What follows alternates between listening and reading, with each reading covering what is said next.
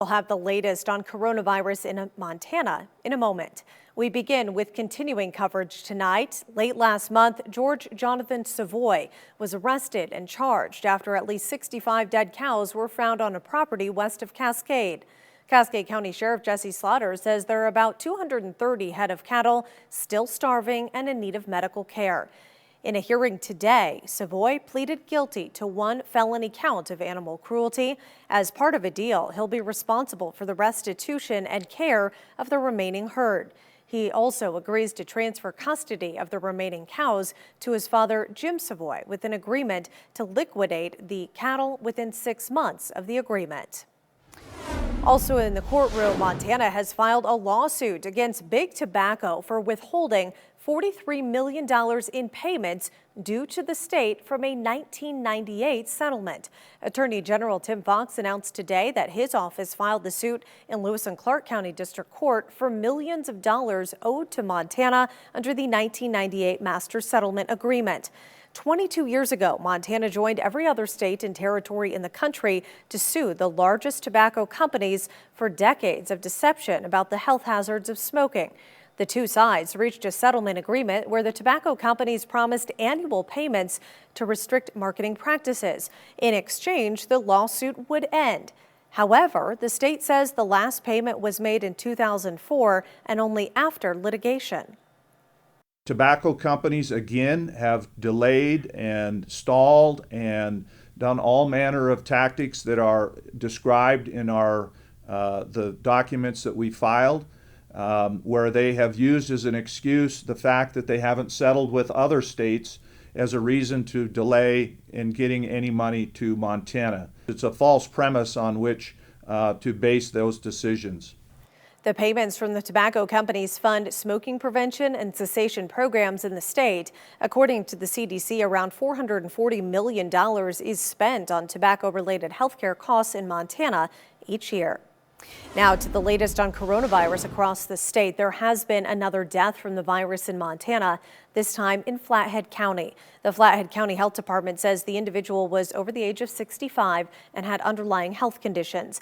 But in a press release said out of respect for the family, no other details would be released. In total, 394 cases have been confirmed in Montana.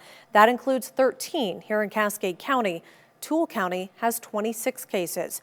Here's some good news. 171 Montanans have recovered so far from coronavirus. Governor Steve Bullock held a tele-town hall earlier today to address COVID-19 concerns to the public directly. The governor took questions from teachers, healthcare workers, ranchers, retail employees, and more. Some reoccurring topics people were concerned about were economic support, help for small business and LLCs, COVID testing, personal protective equipment needs, and the safety of Montanans who are most at risk of serious illness from the disease.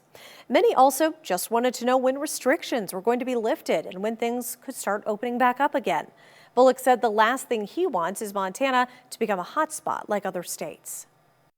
I'd love to be able to open things up just like every Montanan as soon as we safely can. But it's those actions that we've been taking by the social distancing, by spending more time at home, that I think really is helping us flatten this curve and not getting the rates of infection that we could.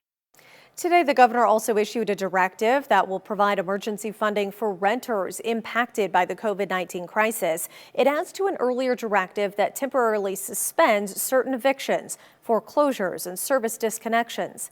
In a press release, Bullock said for families who can't make their housing payment due to the lost income because of COVID-19, the directive will help prevent a months-long rent backlog from coming due at once. The Department of Commerce is expected to announce details on eligibility and the application process on or before Friday. The program will also include relief funds specifically for households with children eligible for the temporary assistance for needy families. The state is exploring additional funding options for families who might not be eligible for that funding, including Federal CARES Act relief money. The Cascade County Detention Center administrators say that they've been taking every precaution recommended by the CDC and more to keep COVID-19 out of the jail. but many of the public defenders have taken steps to get inmates released due to the pandemic. MTN's Jennifer Walter has more. So it would be possible then for someone that has the virus to be in the jail population for up to 2 weeks before they would be showing these symptoms. That is correct. And during that time, they would be contagious. That is correct. But with our protocols, we take precautions on all of it. Heated arguments took place in the courtroom as attorney Mark Frisbee argued for the release of his client, something the courts expect to see more of in the coming days. According to Sheriff Jesse Slaughter, as well as County Attorney Josh Rackey, multiple public defenders in Cascade County have been filing motions to have their clients released on the basis of the possibility of exposure to the coronavirus. I'm trying my best, I think other judges are as well, to get people released where we can. Judge Best also added that they are using a very robust pretrial program to get people who are considered low-risk offenders released. And according to the sheriff, this means the remaining inmates have been deemed too high a risk to qualify for the pretrial program. But they are looking at other options going forward. Judge Best also says there's a possibility of looking at caps on bail amounts to prevent people who are unable to afford bail from being stuck in custody. And so I think that it's a discussion that's worth having, but I think it needs to be had in context of how are we keeping the public safe in the meantime. In Great Falls, Jennifer Walter, MTN News. The University of Montana placed 63 employees on temporary furlough due to the financial strain brought on by the coronavirus pandemic. The university reached out to the individuals today and later issued a campus-wide memo announcing the decision. The workers will remain on furlough through August 1st. spokesperson Paula Short told the Missoula Current the employees have been working in the university's auxiliary functions, such as housing and dining services that rely heavily on the students being physically present on campus. Short said the employees impacted by today's announcement will remain on the job for 30 days before the furlough takes effect. Employees will also continue to receive their university benefits, including medical insurance. They will also retain their employment status. With today's memo, Seth Bodner, the president, said he'd donate 25% of his salary back to the university. Other senior members will do the same. Well, check your bank account tonight. Millions of people have started getting their stimulus funds. Direct deposits started this weekend. Meanwhile, the new IRS portal for non-tax filers is up and running. People who made too little to file taxes in 2018 or 2019 can enter their information on the IRS website. The IRS will use it to determine if they're eligible for the funds. Our Storm Tracker weather team spent the weekend tracking a winter storm, but our weather has been much calmer today. Brandon, even though that storm has moved out, still pretty cold. Yeah, actually had some record cold again this morning and almost 30 degrees below average for our high temperature. So not much improvement here today. 4 degrees, our overnight low. That's 2 degrees colder than the previous record, which is not all that old, set in 2014. But the high temperature today, only 29 degrees, so a full 26 degrees colder than average. And we're sitting at 24 right now. Not going to fall too much farther through the night tonight. We've got some cloud cover that's going to be rolling in tonight. And also look at that wind. It's out of the southwest right now to 14 miles per hour. So it's fairly breezy, and it's going to be acting to bring in some warmer air, not only through the night tonight, but into the day tomorrow. So I think for the overnight low, I'm only going about 20 degrees with an increase in cloud cover. We'll see mostly a southwest wind actually at about 10 to 15, just like what we're seeing right now. We'll keep that around for the most part through the day tomorrow. And we're also going to see a couple of showers, a little bit of rain, a little bit of snow later in the day, but the high temperature not as bad. 47 degrees for our high tomorrow. And of course, we're going to have more on the snow that's eventually going to be heading our way later in the show. When the 10 o'clock news continues during this time when serving food looks a little bit different, some restaurants are using this time to make sure students are fed. That story and more when we come back. Powered by the Montana Television Network. The 10 o'clock news continues on KRTV, Montana's news leader. Welcome back. Clark and Louie's restaurant in Great Falls has made it their mission to feed the need of kids in their community. Several weeks ago, Clark and Louie's partnered up with the General Distributing to provide hungry children sack lunches free of charge. These meals include chips, a cookie, applesauce, and a different sandwich every day. Since the giveaways began, the meals have really taken off, with an average of 50 to 70 kids stopping pick up a lunch. Food and beverage manager of the O'Hare Motor Inn said after he saw the community support him when Clark and Louie's was hit hard, he knew he had to do something to give back, and seeing the joy it brings the kids makes it worth it. Just to see the kids smile is the most important thing.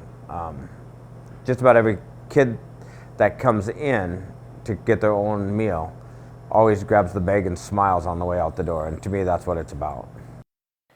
Lunches are served Monday through Friday from 11 a.m. until the lunches run out. And of course, kids aren't the only ones in need of nutritious meals right now. The Great Falls Senior Center is serving to-go meals 5 days a week. Seniors or customers of any age can stop by and order a meal to go to be specifically prepared by kitchen staff. Then the meal can either be picked up at the front desk or delivered to your car. The Senior Center's mission is to maintain seniors' social health by providing a place for them to meet with friends and engage with one another. But now that their doors have to close, they wanted to at least support the seniors' physical health. We do recognize that a lot of our older people just really don't have don't cook. So being able to be open and having an affordable breakfast or lunch that we've been priding ourselves in is important to our people and serving those people. Meals are served Monday through Friday. Breakfast is available weekdays from 9 to 11, lunch from 11 to 2, and dinner is served drive-through style Thursday night from 3:30 to 4:30. With many children home right now from school, parents are left to teach their kids at home. And Alliance for Youth is offering some online resources to help out parents during this time. These include a Parent Cafe live YouTube channel where parents can tune in to learn how to relate everyday topics to their kids, like acts of kindness and hope. There's also a live chat offered Mondays where parents can ask questions of other parents. But for those who are in search of additional support during these times, there's also a virtual Zoom support group available to join. Monday night at 7, parents can meet online to discuss tools for foster parents. And Thursdays at 7, the Positive Parenting Support Group walks through problems they're facing with their children. We are facing a time that we've never experienced before. We're all very uncertain and feeling alone. We're trying to maintain normalcy when nothing is normal. So having supports and being supported and understanding that you're not alone and you're not the only person going through this is really important to build hope and to give us strength as a community of parents. And although some of the resources and support groups are geared towards specific audiences, all parents are welcome to join or access them. You can head to our website for more information. Well, stocking up on hand sanitizer is so 5 weeks ago now. There's a new hot item for those stuck at home. Walmart CEO says they're now seeing hair clippers and hair dye flying off the shelves. Doug McMillian talked about the buying trends during the pandemic. He says at first people were buying food, cleaning products, and of course toilet paper. Next, they saw an increase in puzzles and entertainment purchases. And now apparently people are ready to tackle those self-care items on their to-do lists. McMillian says sales of hair clippers are up 166% compared to this time last year. We get a little bit of a warm up tomorrow, and then it's right back to some snow and cold. I'll have the forecast up next. Thanks. Now, here's your Storm Tracker weather forecast with meteorologist Brandon Michaels. Well, I'd like to say the snow and cold is behind us, but that's definitely not the case. We're going to get a little bit of a warm up tomorrow, but then by tomorrow night, we're right back into winter weather. In fact, winter weather advisory in effect tomorrow night into the day on Wednesday for those counties shaded in blue. So Fergus, Judith Basin, Cascade, Teton County, and then parts of Pend Oreille and Glacier County under that advisory as well. Accumulating snow once again in the forecast. No accumulating snow on the radar right now. In fact, some clearing, although we do have a little bit of cloud cover drifting to the north of Great Falls. We kind of go up I-15 and off to the east here. Not too much, just a little bit of clouds. But as we head through the night tonight, we are going to see those clouds increase. And with that, Probably not a huge drop in our temperatures from here. Pretty steady, actually, through the night tonight. Maybe a little bit cooler off to the east where that cloud cover is going to take a little bit longer to build in. In fact, places like Daniels County up towards Sheridan County, you might even start the day off with some sunshine tomorrow, while the rest of us are looking at some clouds by the afternoon. Here's noon. You start to see a little bit of green showing up. A couple of scattered rain showers are going to be possible with some snow in the mountains. But as we head into tomorrow night, we are going to see the transition then back to snow. It's as this cold front drops down, you can see about midnight, pretty good band of snow is set up across the area. So by this time tomorrow night, we could actually start to see some snow already pushing into Great Falls. Fairly heavy snow bands, not all that long-lived. Certainly not as long-lived as the system we dealt with for the day before Easter, but still some lingering snow showers through the day on Wednesday. I think the heaviest of that snow, though, is going to be Tuesday night into early Wednesday, just kind of some flurries here and there through the afternoon hours on Wednesday, and not nearly as much accumulation as that last system either. Places like Lewistown, once again, potential for a little bit more accumulation there, about 3 to 5 inches, 1 to 3 for Great Falls, less than an inch, though, or I should say probably up to an inch for places like Havre and also for Cutbank, but we are going to see some higher totals as usual in the higher terrain, and some of the mountain ranges could actually pick up to a foot, even at pass level, especially Rogers Pass and Kings Hill Pass. You're looking at about 8 to 12 inches for each of those areas. Not quite as much over the divide for Marias Pass or McDonald Pass, but still some enhanced snow totals are expected in the mountains, and enough at the lower elevations that things are going to be at least a little bit slippery by Wednesday morning. In the short term, though, before that winter weather arrives, before that cold front cools us back down, we're going to be warming up a little bit. 20 overnight in Havre, 21 in Chester, not Lewistown, 24 in Cutbank, 15 in Malta, and 15 in Glasgow. Through the day tomorrow with that southwest wind bringing in some of that warmer air, temperatures are not too bad. They're certainly warmer than what we saw today, making it into the 40s for pretty much the entirety of the afternoon. Again, with temperatures that warm, if we see any showers in the afternoon, likely to start off as some rain and then transition to some snow overnight. 42 for Havre, 44 in Chester, 48 in Choteau, and 44 degrees for the high temperature tomorrow in Malta. Not too much in the way of wind tomorrow either. 10 to 20 mile per hour gusts with potentially a little bit more wind off to the south and west. Places like Helena seeing some wind gusts as high as about 30 miles per hour. So let's go through the 7-day forecast now. Eventually we're going to run into some good news, but in the short term, some snow likely late tomorrow. It's going to be mostly rain in the afternoon and then snow through the afternoon on Wednesday, but the heaviest snow falling early in the day, 35. So we cool way back down behind that cold front. Partly cloudy and 40 degrees by Thursday, a mix of sun and clouds back into the 50s by Friday. We will keep an eye on the weekend for a couple of stray showers here and there, but by Monday, mostly sunny with a high of 64 degrees. Tom? Well, coming up later, Cece Wiley, my co-anchor here, helps me count down the top 5 moments of the week in our MTN Game Changers. Powered by the Montana Television Network. The 10 o'clock news continues on KRTV, Montana's news leader. Thanks for staying with us. Sports remains on hold across Montana, but our sports team is still tracking down those awesome moments and incredible performances each week. Here's Tom Wiley and a special guest with more. Welcome back. Joined by my co-anchor, Cecilia. She wanted to give it another shot after having a bit of a rough time with it a couple weeks ago, but we enlisted her help to look back through the week and find the top 5 moments in our MTN Game Changers. Now, Cece was very adamant that I include this one. Her first wobbly steps after standing for the first time earlier in the week. And as you can see, she is very proud of herself. That brings us to number 5. The Hellgate Boys and Capital Girls featured on ESPN SportsCenter for Scott Van Pelt's Senior Night segment. That started after college and high school tournaments across the country were canceled due to the COVID-19 outbreak. In the segment, Van Pelt highlights seniors who missed out on the opportunity to finish their careers on the court. So this is an okay consolation prize for the Coast State champs.